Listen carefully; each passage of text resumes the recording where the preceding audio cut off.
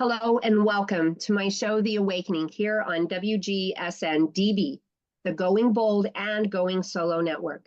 The information and opinions expressed on this show are just that, the opinions of the individual speaking based on their individual personal experiences. They are not intended to diagnose and do not constitute professional advice or recommendations. My name is Tina Huggins. I'm your divorce coach specialist, divorce consultant, and restorative family mediator. My guest today is a returning guest. She's one of my favorite guests. You know, I have a lot of them. And Chrystal Meach is here, and she has been with me through this whole course of my going through this death of my husband. And Crystal's been going through some stuff in the same time frame that I am. Hers is a little bit more related to her divorce aspect. Even though her divorce was just a bit ago, it still has some aspect to that. And our topic today is life is upside down, now what? And so Chrystal is here. And like I said, Crystal's life has been a little bit upside down, as for some of you that know that my husband died earlier this year. So obviously my life's been turned upside down a little bit as well. And so I want to welcome you, Chrystal. So thanks for coming and joining me again. And so I would like for you to kind of just talk a little bit about how upside down your life is right now. Well, thank you very much for having me back on the show. I'm so sad about Joe, and I'm just so grateful that I've been on this journey with you, and you on my journey. My life has been, well, it's been culminating because I'm a single mother and an entrepreneur. And throughout this whole process, it's been really, I guess the big awakening for me is, is it my life or is it everyone else's life? And there's always opinions about how people should live their life, but it's me listening to my guidance within me throughout this process. And that's been all the way back through childhood, where I kind of learned not to trust my intuition. So the big test right now is learning to listen to my inner guidance. And there's various ways I'm being tested. One of them is just my resources, my time and my energy. And what's the priority in my life? And then who do I want to be in this life? And that's a big question right now, because who I want to be really decides my security and my stability going forward. Yes. And so I'm going to take it back a step or two here, where you're talking about trusting, yourself, and what you were taught not to trust yourself when you were young. And now, so you're having to go through this learning part. I'm going to connect this to our spiritual guidance and stuff here. But I talked with a client earlier this week that was having issues very similar to what you just kind of described, where everyone is telling him what he should do. You should take the kids from her. You should do this, and you should take that, and reality is that these people out here, they love him. They love him just like your people love you. And that is what they learned in their life during that time frame. And they think that they're right. And in their world, they are right, but they're not living in your world or in his world. So we just have to kind of embrace the fact that, yes, they love us, but right now I need to set a little bit of boundaries and not have these conversations with that person. And that's kind of the way I talked with him. So I know that you and I kind of briefly touched on that this last week or so too. Oh, totally. Yeah. Your advice was so just so valuable because it really helped me to take a step back and validate, hey, I need to take this on myself. And it's not that I'm not going to ask for help. It's that I need to do this for me.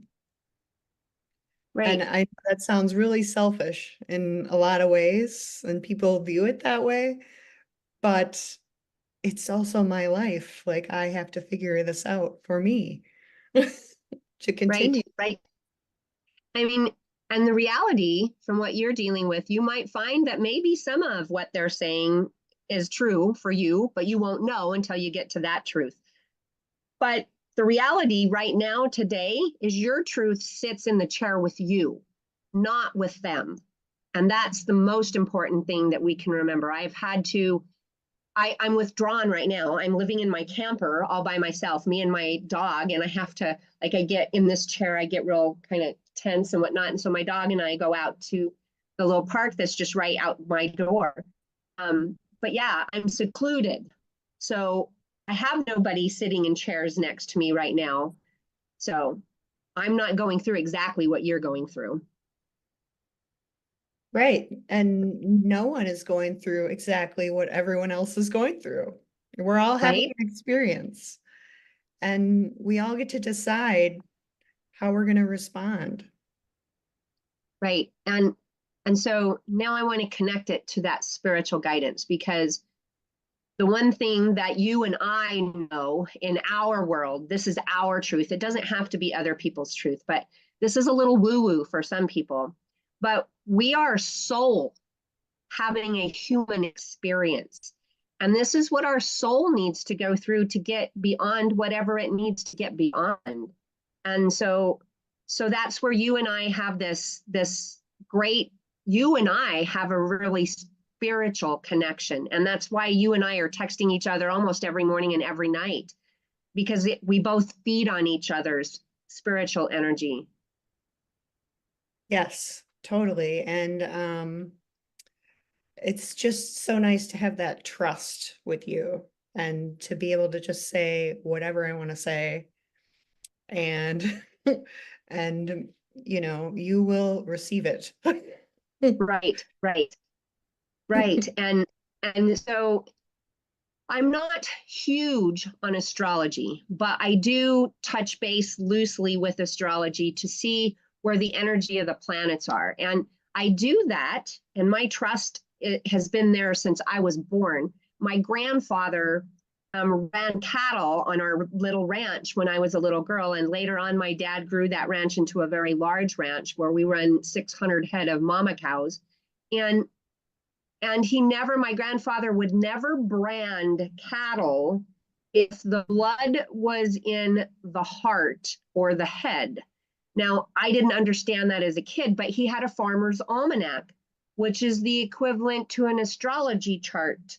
And this would tell the farmer when to plant, where the blood was in the cattle, when was the best time to brand these cattle. And so he had the very best cattle prices every time he went and took his cattle to the stockyard. He had the top cattle prices of not just our whole valley, but 3 whole valleys, because everybody would take their livestock to this very big area outside of our valley. And so they were the top. And then one day, years later, I'm an adult now, my dad decided he's going to help a friend brand. And I don't know, it's cold already because the snow was falling that day. Well, they cut the horns. These were adult cows, and they ended up having to cut the horns off of these cows.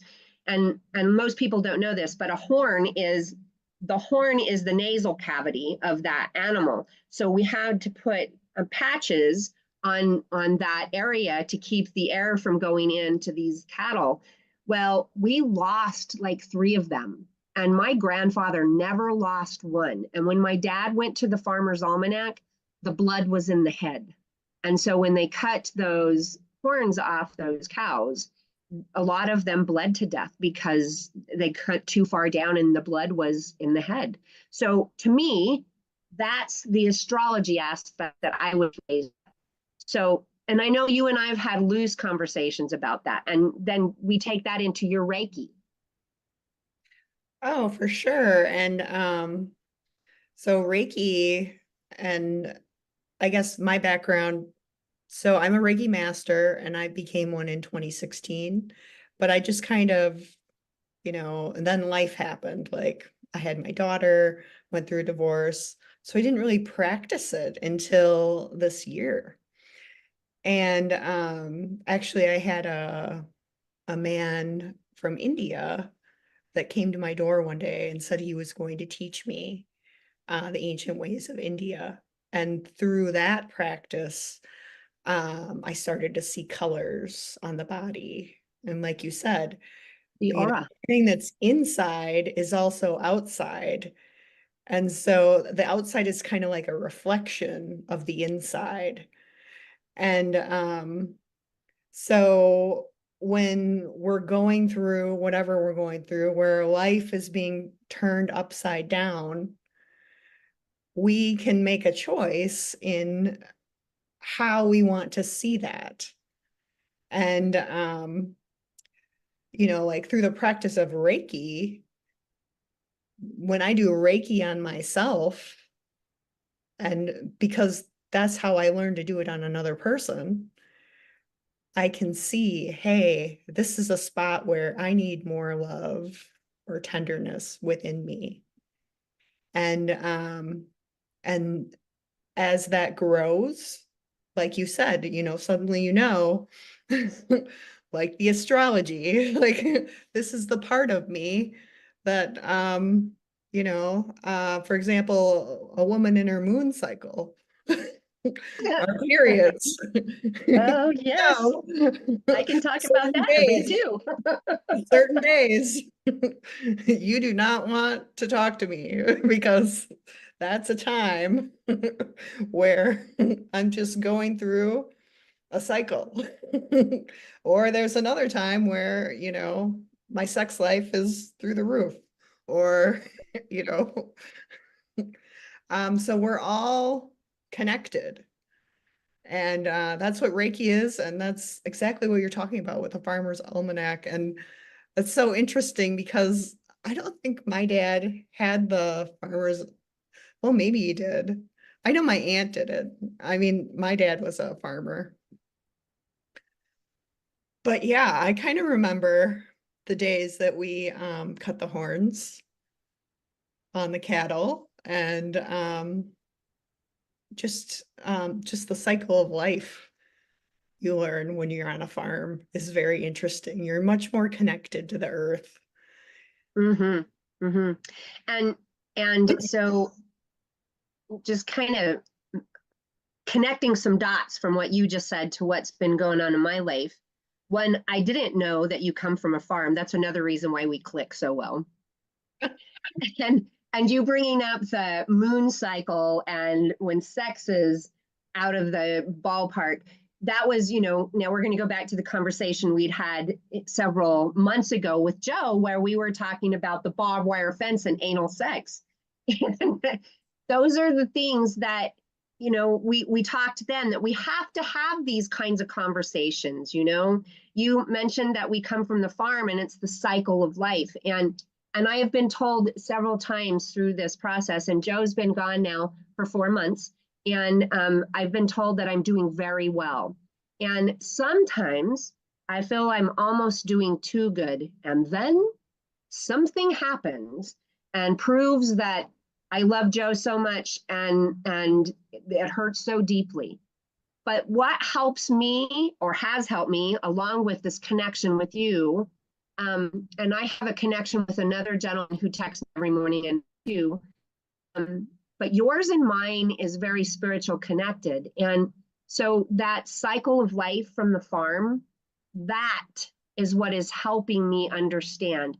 I've not had that anger like towards God. Why did you take my husband away? We just barely have been connected for this long. And it's understanding that cycle of life and then connecting it to that moon sign. Well, I'm much older than you. So I've been through the cycle. So I don't have that anymore. Or at least that's what I thought. Then Joe dies, and my body goes freaking haywire. And for the last 3 months, well, now it's been 4, I have had a cycle. And so I've been to the doctor for this cycle.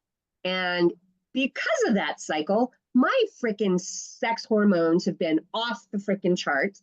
I've been working with that to stabilize it with my doctor, because it's just like you said, sometimes it just goes off the charts. Well, I'm locked in a camper in the middle of South Carolina's nowhere. So I get to have these conversations with you. Most of them has been over text, but to help me understand and cope with that. So now we're on the same level now. I mean, that's amazing to just think like you haven't had a cycle in years, and then suddenly now it comes out. And I mean, what does that say about, I mean, again, how we're connected with spirit and the earth and how it's supporting us? Mm-hmm. Well, and I think when I told you, that's when you kind of did distant Reiki on me. And I know for some of our viewers, this is a little woo-woo for you, but we are all connected. And one of the words that's used is the ether. We're all connected. Our energy goes out there. And so we're all connected to each other's energy like a spider web. And so I'm going to let Chrystal take it from there, because she made contact with me and she told me what that cycle meant. And that's when I started doing my little research, and I went to the astrology charts to find out things. Are you talking about tarot? Or are you talking about? Oh, yeah, you and I talked about that, but when, and I think you pulled or said something about one of the cards, the Queen card or something. Anyways, that the cycle was birth giving or life giving. And so we had those conversations. Yeah, I think you're talking about the Empress card in tarot, where, Yeah. and it's connected to the planet Venus in astrology. Yep, that's what you said. And that card talks about how we are infinitely abundant and the universe is abundant. Now, we can be abundant in many different things. You can be abundantly full of SHIT. You can be abundantly abundant. You can have an abundance of lack in your life. You can have abundance of money in your life. You can have all kinds of abundance. And that card really talks about, well, it's also a card of the woman is like pregnant as she's sitting in this beautiful garden. And it's showing how in the circle of life, you know, we get to choose how, what we're going to be abundant about. And then that comes to the next card, which is a very masculine, you know, that the Empress is very feminine, and then the masculine is the Emperor. Yeah, and he's the ruler of reasoning and logic. So bringing that together, because we all have masculine traits and feminine traits within us. Amen. So I opened up the book to the Empress, and it says here, you need to give birth to something that has never been. To do so, tap your creative potential. Be as gentle to yourself and your new creation as you would be to an infant. Enjoy the riches of nature and the natural world. So I didn't know that until you told me what the Empress was, so I had to go look it up. And you knew it innately. And of course, I have to read it to give you the understanding where I've got it from. But because of what you told me, this is where some of my healing journey moved into another realm, is that you told me that. I'm like, well, that's exactly what I feel. You put words to my feelings. And so that that helped me. And I've done a ton of digging to get to this point to where I could go, oh, this is what's going on. And last month on the 17th, we had that large super moon, the full moon. Yeah. And as I read through everything, that day was going to shift my whole life into another direction. So I'm going to talk about my garbage that's gone on, and then you can give me your laundry list of things that's turned your life upside down. So, of course, we know my husband died. Well, then my sister, well, I had all 8 of our kids out. So my 2 and Joe's 6. And they went through everything, and then they took all Joe's stuff. Some of my stuff went out the door. Some of my mom's stuff went out the door, but I totally didn't care. These poor children were hurting so bad.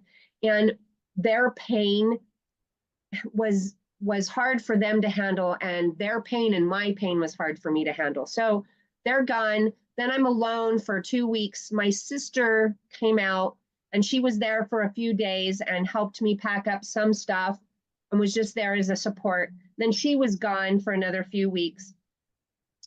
And then I went to Colorado for Joe's service there in Colorado. And that was a horrible day for me. Not so much the day, but as the night fell, things just went sideways. I got into a fight with my sister, and things went sideways there. I ended up driving back in the middle of the night, which is a 15-hour drive. And so I get back, I'm finishing my packing, and I have the mover set up. I'm taking my RV so I can live in my RV or my camper. It's not an RV. And so I have all of this set up, and the mover's backed out.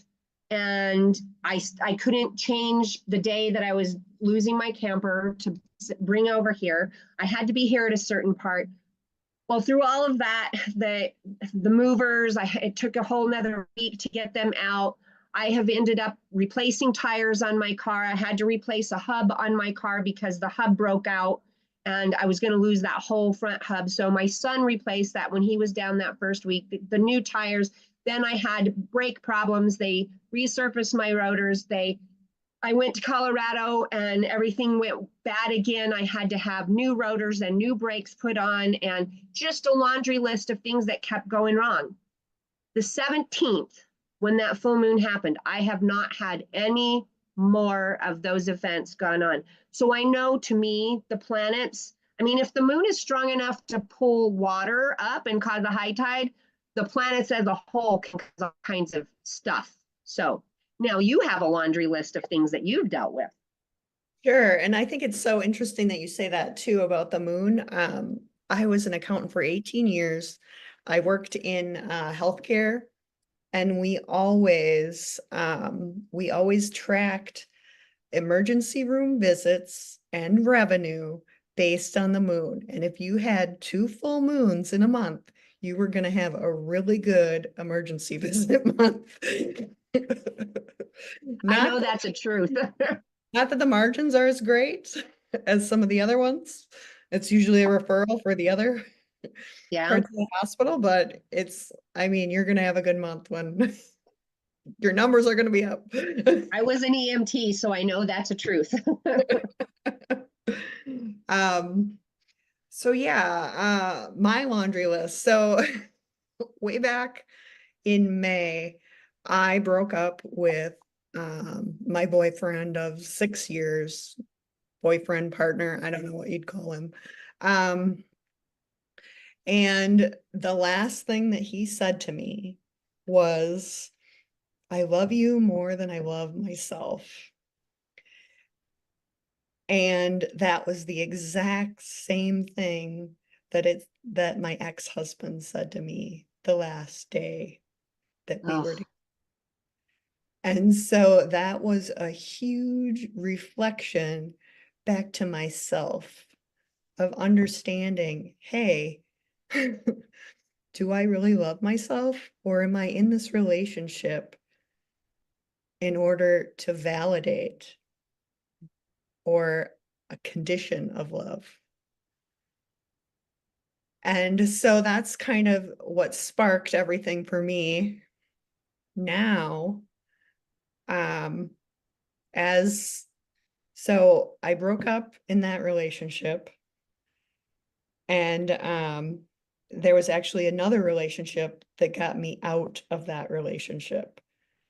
And it was very short. It was just kind of like we went on a date, and he, he wanted more of a commitment than the previous partner. And then it ended up that he didn't want it. So then I was like, what am I doing? And I had to stop. And I just stopped dating, like just trying to stay away from men at the moment, to really understand, Right. hey, before I get back into a relationship, why would I be in a relationship? I need to be in a relationship because it's a reflection of my love for myself. I'm not going into a relationship to be with someone else to prove that I love myself. Right. And that's also a different way of living your life, because if you're, if it's money, if it's relationships, if it's, anything in your life where you're grasping for it, that means you're in a state of lack. And you're looking outside of yourself for something that is within yourself. And I'm seeing this right now with my own apartment. And I just dealt with this because in all that I was doing, trying to be something for everyone else, I wasn't something for myself. And that is so painful. But at the same time, in that pain, it brings me back to love for myself, which is a different foundation than I was living my life back in May or back in my marriage. And that's the greatest way that I can say that. Mm-hmm. Well, and yeah, and if anybody can tell, you're not in an apartment now because the apartment is no longer a part of your life. And Right, right. part of what your upside down is. And so we're upside down, now what? Well, you and I have both taken steps, and you and I together have taken steps, because it's kind of like, I remember this back in high school. I had a friend and we drank too much, and he and I were leaning against each other. Pretty soon he'd throw up and I'd pick him up, and then I'd throw up and he'd pick me up. To me, that's kind of what you and I have been doing for each other. You trip and I pick you up, and I trip and you pick me up. And that's kind of the way we've been walking through these several months together. Yep. Oh, for sure. Yeah, I don't Yeah. know what I would do without you. Well, I know that when I wake up and when I go to bed and I see your messages and stuff, it really helps. I mean, even if you're just telling me about how rotten your day was, it helps me, because then I'm able to step out and go, okay, it's my turn to pick her up. And then you'll ask me the next day, well, so how are you doing? You check in with me. And I'm like, well, like my son's wedding, it wasn't a good day for me. I didn't know it, but yeah, my camel's back was really weak, and one word was said and my camel's back broke. And so I wish that I could turn back time and I had acted differently, but I truly, honestly could not take the pressure anymore that day. And so there was another new tire involved in that trek, because I ended up with a bad flat that day. But Oh, no. yeah. But the gift, and this is what I want us to get to here, we're bringing everything full circle, is now what? So the wedding part wasn't pleasant for me. Although prior to that, I had a great engagement with my ex-husband and his wife, who's been sick. And so I asked her if I could hug her. And that was just a very special moment for me. And I later found out that it touched her heart. So I I was happy that I was able to do that. But then my tire gets flat. Well, who was at my son's wedding but my family? They all stopped. And I have my cousin Shauna's fiance. He doesn't like to be flipped off. Well, I don't like to be told I'm a woman, step out of the way and let the men do the work. And he told me I'm a woman to step out of the way and let us guys do the work. So I flipped him off, but more so in fun than anything. So I apologize. And he gave me the best freaking hug. I mean, he just scooped me up in his arms and he held me. I couldn't have gotten away if I'd have really wanted to. And he whispered in my ear, "We got your back. You can do this. Just take one step at a time." And it's kind of like your messages to me. But that was a gift. It came in ugly wrapping paper, but it was a gift. Joe's death is probably the ugliest wrapping paper I've ever got. But in that, and then this, reconnect to our spiritual stuff, in his death, I have transitioned up. So my psychic ability has gotten a step, well, I don't know, it's probably 5-10 steps better than it's ever been. My ability to read energy and even people's thoughts have just doubled and tripled. And so it's helped me do my work with my clients. I'm able to sit back better. I'm able to listen better. And so for me, now what is the next step? It's we both are in this place that the only way out is to go through it, and I had a client here a while back that ended up in a mental hospital, and I had to make him promise me that he would be here tomorrow. I said, all I ask is that you are here tomorrow morning and you connect in with me. I need to hear you tomorrow morning. So in doing that, that's the one thing he told me. He says, just being able to promise you that I'll be here really made a world of difference when I went to bed. And so we just have to take that next step. We have to keep going because tomorrow is not going to be as bad as today. We've just got to keep going. Well, exactly. And you get to choose how you're going to see that. Amen. Like the hardest thing for me was telling my daughter. And I really felt like I had let her down. And when I told my daughter, I said, we have a choice. We have a choice. Are we going to stay here or are we going to move? And that really helped her because she had a choice.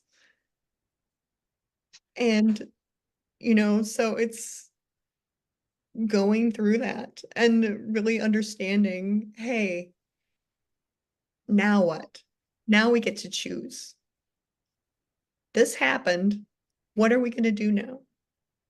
And we can choose, to be sad about it, or we can move on. And there are things that happen that are beautiful. Like you said, like someone's changing your tire, someone's giving you a hug, and someone's, writing you a message asking how you are. All of those things happen and they show up, and we get to decide if we're going to see it that way or if we're not going to see it that way. And that's the difference between going up and staying in limbo, I guess. or just sinking down to where we don't exist anymore. And, I had a very close girlfriend that committed suicide here several years ago. And so I look back at that moment when she decided that her life and her pain was more important than her own children. And I can say that now, but I was there at one point too, where we just think this moment hurts so bad and we can't go through one more minute of this. And yes, we can. We can reach out to somebody, Chrystal reaches out to me. I reach out to her. We help each other along. And so if there's one thing that I can tell you listeners out there, please reach out for the help. I have a couple of people right now that can't afford my service, but I'm able to, they can reach out when they're in that I don't feel like I'm coming backstage, and I make sure that they know that they're cared for.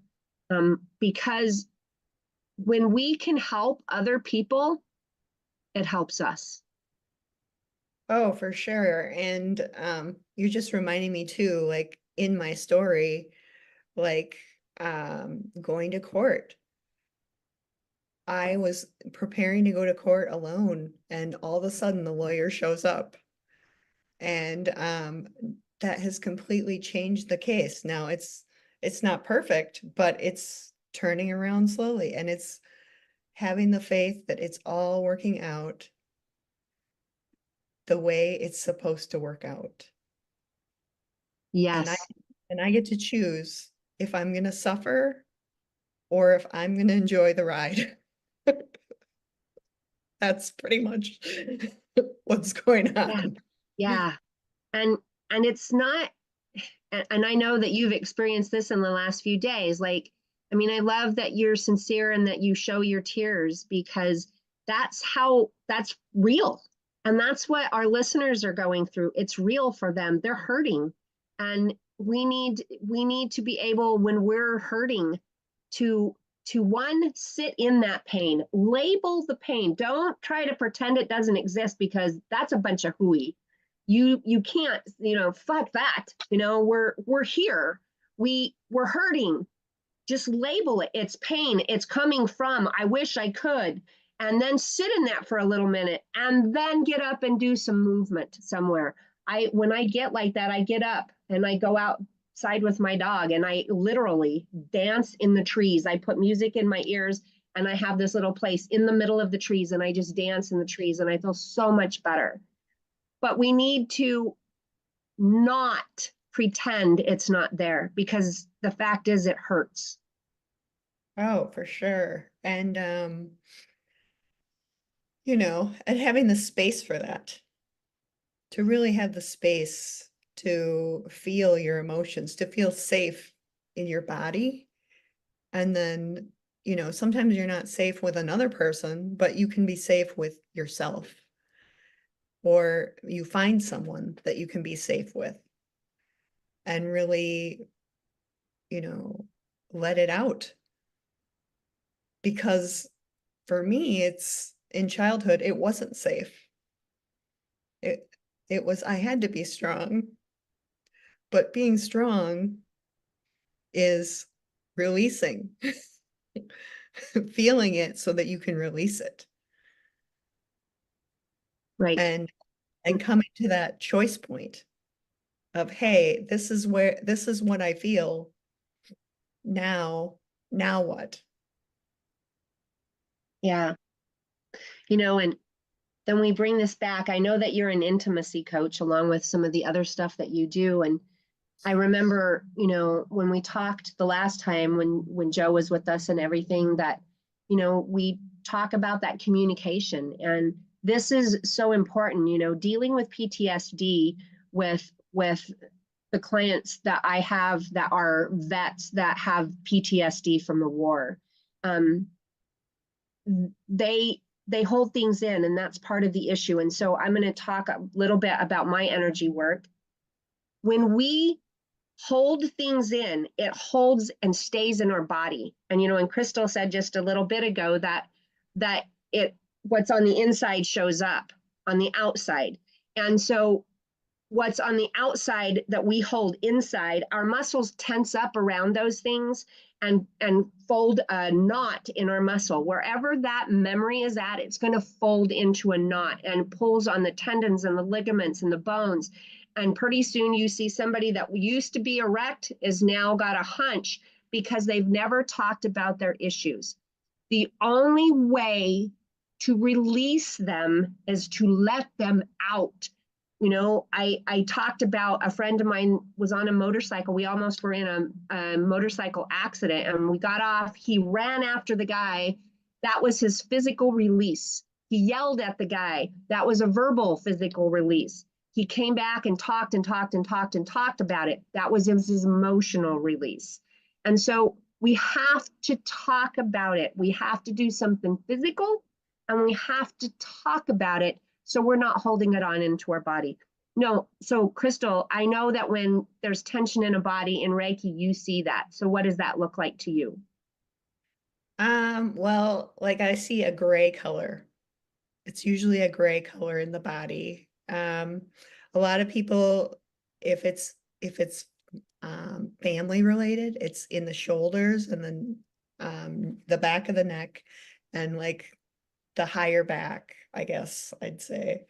And then you know, there's random spots too where people will hold things. I know that I was doing Reiki on one guy and all of a sudden I was feeling his foot and I heard cancer free. So he was holding that, and it was actually his dad that had just um, that was just now cancer free. But he was holding that piece of the emotion in his foot, which it was kind of fascinating because like and I'm just learning this too, like as I speak what I see, the colors, etc., then they get to validate on my table, hey, you know, hey, I'm stressed out with work. Oh yeah, I can kind of see it's in the back of your head because you're thinking so much. You know, it's running in circles. And that's kind of like a brown to me when I see like a lot of anxiety. So there's brown and gray. It's kind of the blockage colors that I see usually. Mm-hmm. Um, green. I see a lot of people's hearts. They have beautiful green heart chakras. Um, and you'll notice like on the chakra, it'll be like a tinge. It won't be as bright. And that'll be some sort of emotion that's caught up that needs to be released. Yeah.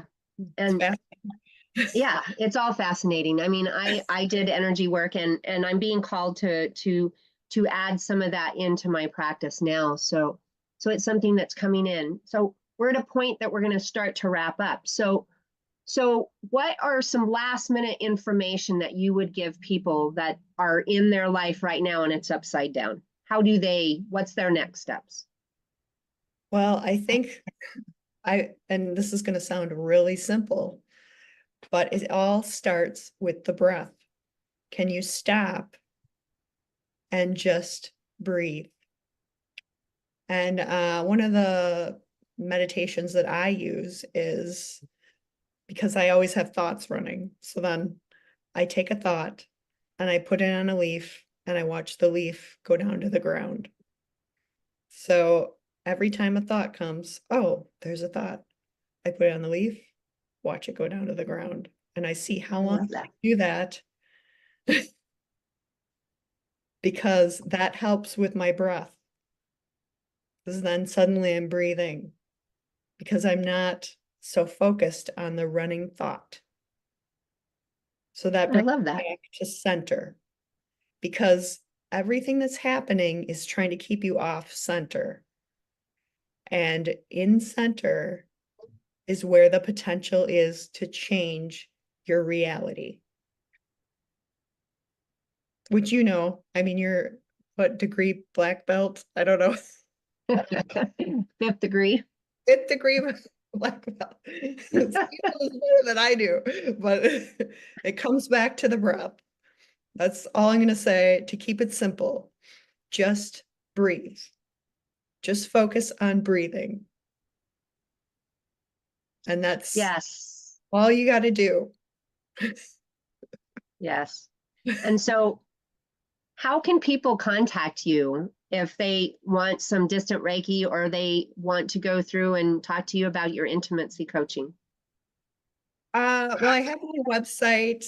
I'm kind of in the midst of, well, I'm on Thurvo and I'm kind of like in a transition right now. I have a cleaning business. I have Reiki. I'm doing a little bit of the spiritual work. It's probably best if I just put my email and you can just email me. If Well, you're and your information will be in the show notes. yeah, The Tao of the Heart, I know, is going to be listed there. And so I know that your information will be in the show notes. So that's where that part will be. So, yep. so and my last little bit of advice fits right into what Chrystal says. So it has to do with the breath. Only when my clients come to me and they're in a sporadic mood, they're just crazy. They're talking real loud and really, really fast, real loud and really, really fast. So what I do is I have them slow down their talking and lower their volume. And I have them do that. They can go to the mirror, they can go outside, talk to the dog, lower your volume and slow your speech down. When you do that, you're breathing better. And the whole point, and so to take it into my martial arts training, the reason why we make a key up and we go kia when we punch or kick or whatever is because we need to get that ugly air out of our lungs. Okay, why is that important? Because that next breath is full of good air. That's why we scream in the martial arts. Yeah, it's scary to our opponent, but it's more important that we get the pent up energy out and then we bring in that good energy back. So that's why we scream. And that's, just like Chrystal says, we want to make sure that our breathing is slowed down. We want to make sure, like I say, slow your communication down. So I am a CDC certified divorce coach. That means that I'm trained in divorce and the complexities of divorce. I specialize in high conflict divorce, especially that of a toxic narcissistic partner. I'm also a certified restorative family mediator and facilitator. With that training, I'm better able to help assist you in communication with your soon-to-be ex, but also with all of your other divorce professionals. It helps me to help you uncouple as a whole person and not be a half a person when you separate out. My background comes in from law enforcement, and during that time, I was a self-defense instructor as a 5th-degree black belt of Taekwondo. You can contact me through my email at coachtinalynn@gmail.com. That's Coach, COACH, Tina, TINA, Lynn, LYNN @gmail. And my website is divorcecoachspecialist.com. You can also find me on social media on Facebook under Tina Lynn Huggins, that's HUGGINS. On LinkedIn under Tina Huggins, your divorce coach specialist. On TikTok under Divorce Tina. And on Instagram under Divorce Coach Tina Lynn. As with any domestic violence situation, please get the police there. Call 911 or if you're in the UK, 999. My husband Joe would always say, once the cops are there, press charges. Do not drop the charges because that is your ticket out safely. Never drop the charges because what comes next is more violent than you've experienced yet. For those of you dealing with domestic violence that's not emergent, call the domestic violence hotline at 800-799-7233. That number again is 800-799-7233. So I invite you to please like, comment, and share this information with others so that it can help others as best as possible. So I thank you very much, Chrystal, for being here with me today and spending time with me. It was more of a gift to me than it'll probably be to our viewers, but thank you so much. Thank you. I so appreciate you, Tina. Thank you, thank you. Thank you, and we'll see you next time.